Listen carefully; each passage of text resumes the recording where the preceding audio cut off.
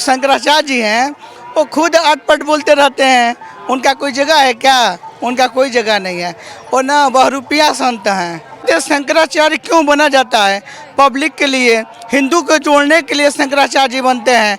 और शंकराचार्य जी 50 मीटर अगर पैदल जाकर स्नान कर लें तो कोई गलत तो बात नहीं है इसमें। और हमारे योगी जी, मोदी जी तमाम व्यवस्था किए हैं। जो मोदी जी ने, योगी जी ने जिस प्रकार से यहाँ सेवाएं दे रहे हैं, जिस प्रकार से योगी जी का मैनेजमेंट है, मैं समझता हूँ कि आज से पहले किसी भी धर्मस्थल पे इस प्रकार का मैनेजमेंट नहीं हुआ जो यूपी में इस प्रकार का हो रहा है। ये द बेस्ट है, इससे बढ़िया कुछ भी नहीं है और हम कुछ भी नहीं कर। और ये हमारा सौभाग्य है कि हम इस युग में भी हम लोग हैं। मेरा नाम व्यवस्थाएं हैं उसके बारे में। व्यवस्था बहुत अच्छी है। कहाँ से हैं? हम जिला देवरिया से हैं और महाराज जी हमारे गोरखपुर के हैं बगल में, तो इसीलिए हम लोग की व्यवस्था तो बहुत अच्छी मिलता है। आपको तो लगेगी अच्छी व्यवस्था? नहीं, हमको देखिए महाराज जी के बगल से नहीं लगेगी। या किसी से पूछ लीजिए, कोई शिकायत नहीं करेगा। और उसे जो अच्छा काम करता है उसका तो कर रहे हैं शंकराचार्य अभिमुक्तेश्वरानंद जी कह रहे हैं। सुनिए, हम बता रहे हैं, जो अच्छा काम करता है उसका विरोध होता है, और जो अच्छा काम करवे नहीं करेगा तो उसका विरोध कहाँ से होगा। और मान लीजिए वो जो शंकराचार्य जी हैं, वो खुद अटपट बोलते रहते हैं।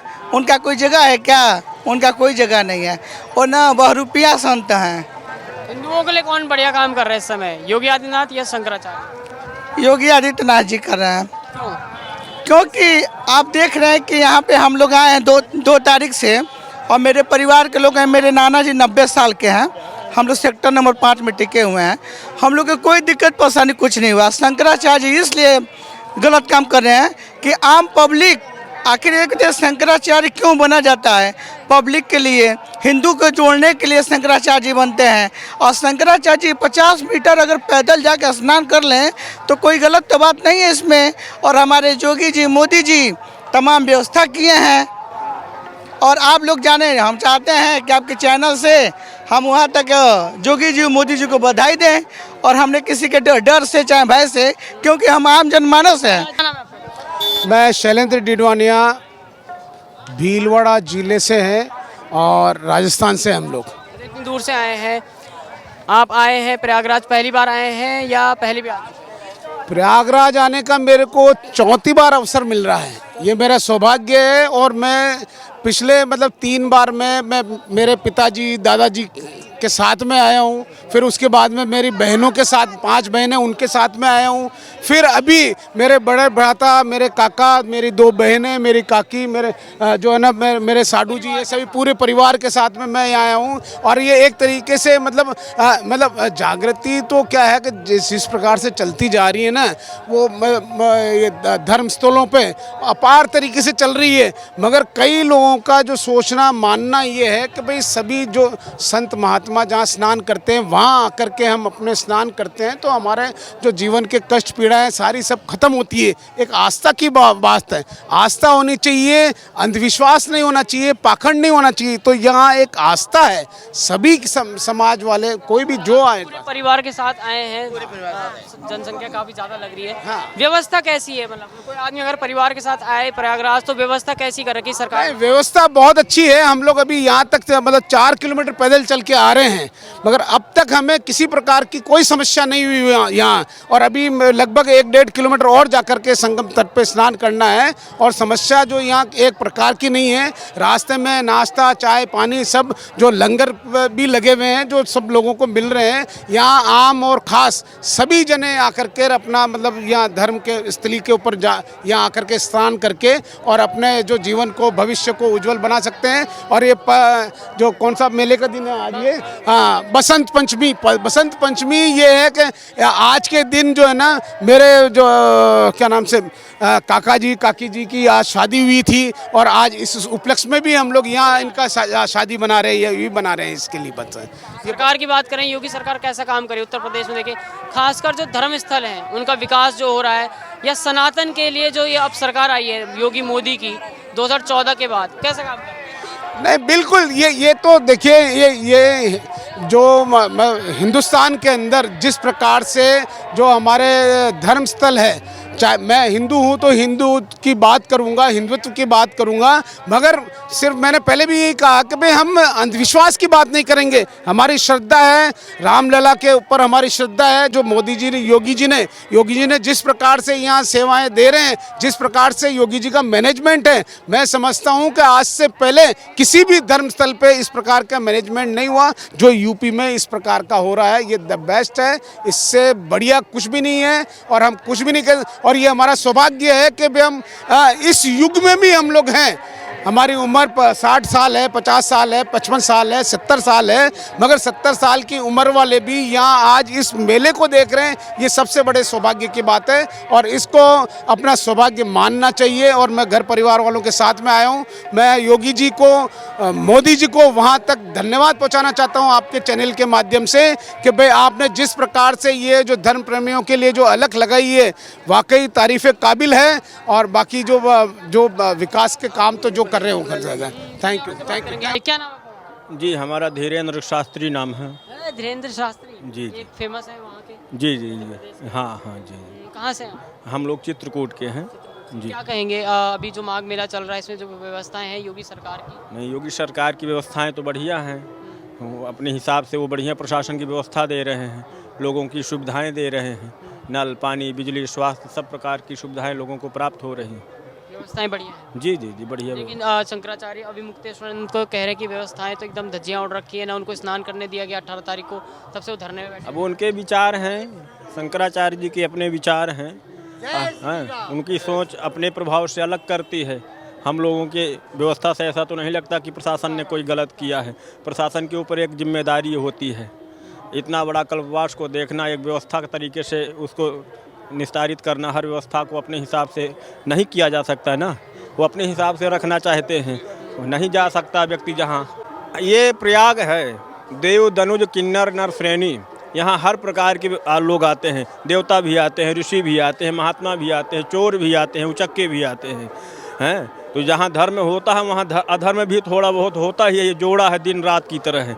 इसलिए ये सब व्यवस्थाओं में थोड़ी बहुत व्यवस्थाओं को लेकर के अगर सरकार को दोषी ठहराया जाए तो ये ठीक नहीं है जो है। अच्छा, ये बताइए कि आज बहुत बड़ा स्नान है, बसंत पंचमी का स्नान जी।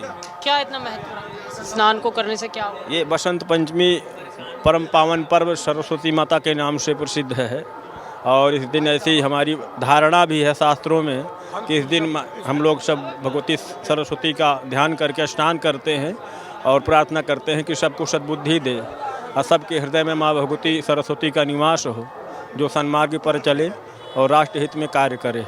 हिंदुओं के लिए, सनातन के लिए बात करें, 2014 के बाद मोदी सरकार आई देश में, 2017 के बाद उत्तर प्रदेश में योगी सरकार आई, तो सनातन हिंदू या जो हिंदू मंदिर हैं उनका विकास कितना आगे बढ़ा है?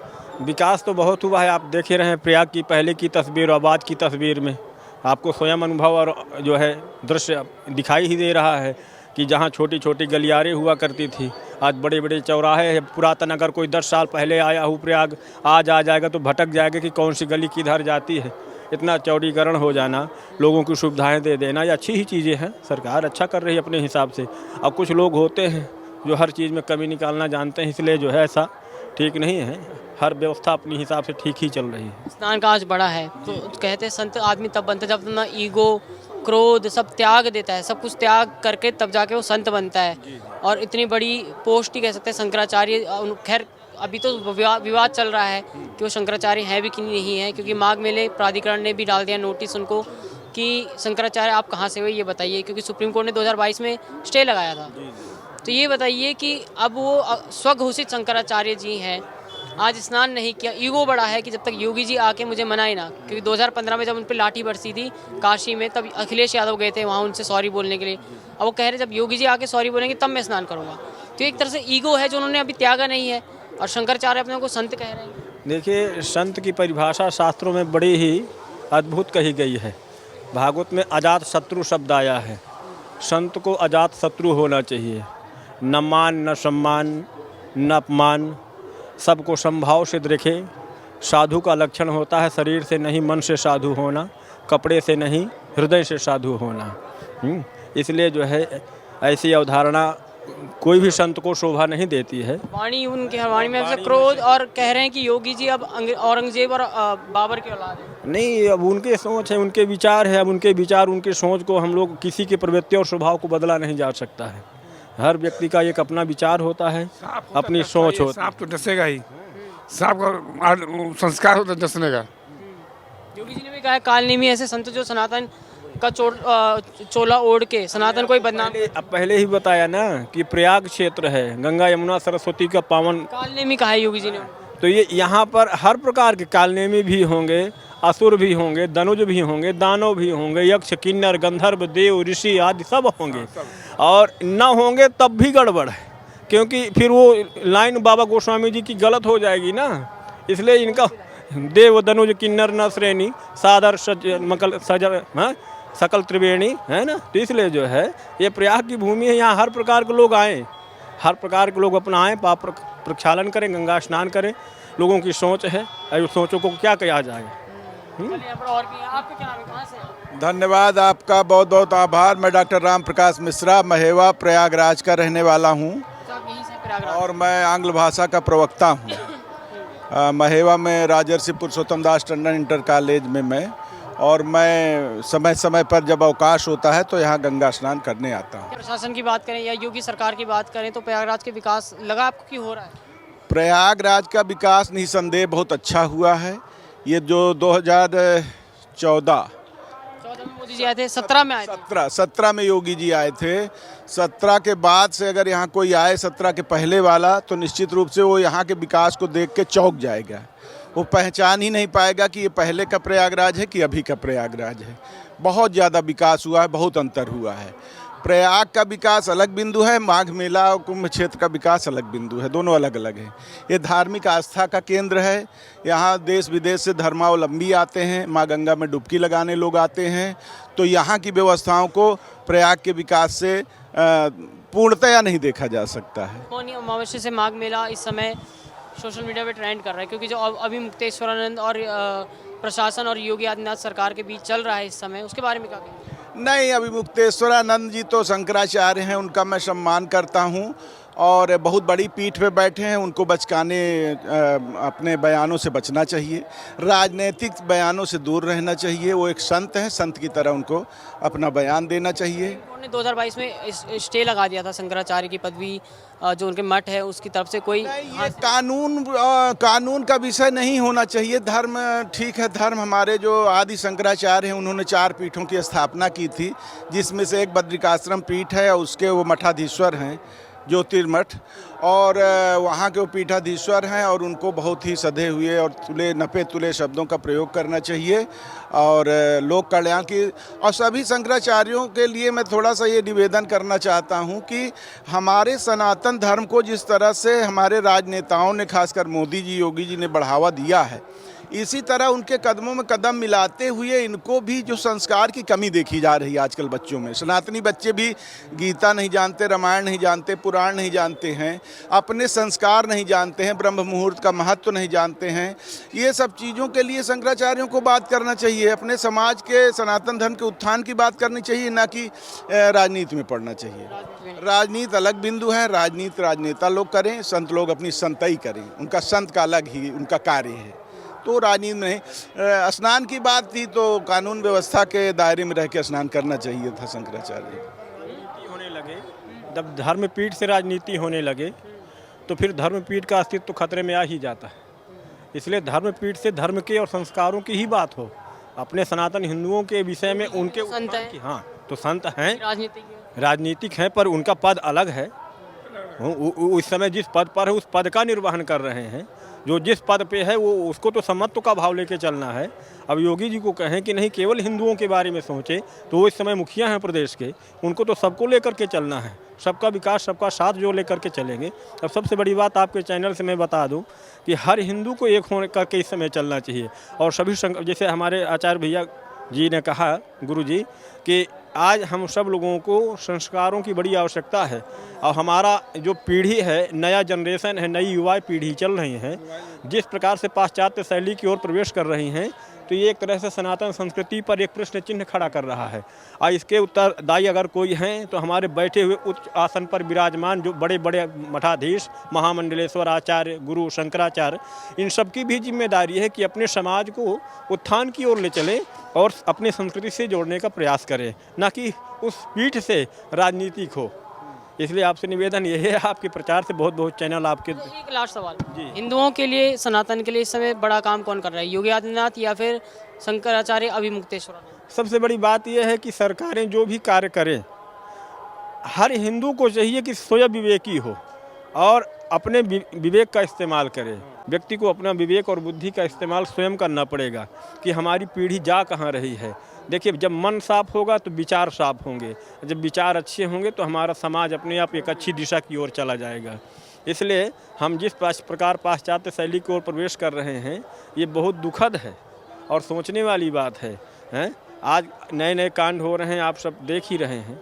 इसका कारण हमारे परिवार के ही लोग, हमारा ही समाज है, हैं? कि हम लोग वो शिक्षा नहीं दे पाते हैं। हर आदमी चाहता है कि मेरा बेटा संस्कारवान हो, पर हम उसको उस संस्कार में पढ़ाना ही नहीं चाहते। जैसे हमारे गुरुजी ने कहा कि ना हम अपने बच्चों को गीता पढ़ाना चाहते हैं, कॉन्वेंट में पढ़ा दिए तो हाय हेलो में वो चला जाएगा, तो कैसे वो झुकना सीखेगा। हमारे और 25 रुपये बोला जाए, 25 रुपये नहीं जानता, 25 रुपये वो 25 रुपये, तो बाजार क्या करे। व्यवहार गणित कुछ है नहीं है वहाँ पर।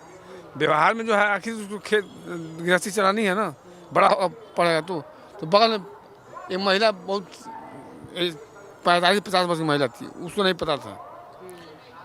अभी 45 साहब कांड हो जाते हैं, पर बड़े बड़े उच्च आसन पर बैठने वाले जो भी जगत गुरु आदि शंकराचार्य, जो भी बड़े बड़े महामंडलेश्वर हैं, मैं उन सबसे निवेदन यही करूंगा कि अपने समाज की ओर देखें एक बार। कि देखिए, हिंदू है तभी वो लोग भी हैं, उनका अस्तित्व हिंदुओं से ही है।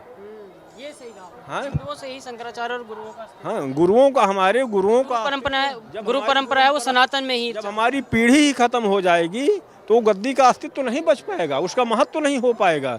इसलिए उन्हें जहाँ से सम्मान मिलता है, उन बच्चों को देखना चाहिए, समाज को देखना चाहिए, ना कि इन राजनीतिकों में पढ़ना चाहिए। इसलिए इतना ही कहेंगे कि बड़े बड़े जो हमारे गुरुजन हैं, आचार्य हैं, जगत गुरु हैं, उन सब से हाथ जोड़कर निवेदन है कि समाज को एकत्रित करने का प्रयास करें, ना कि जो है बीच में राजनीति करें। धन्यवाद।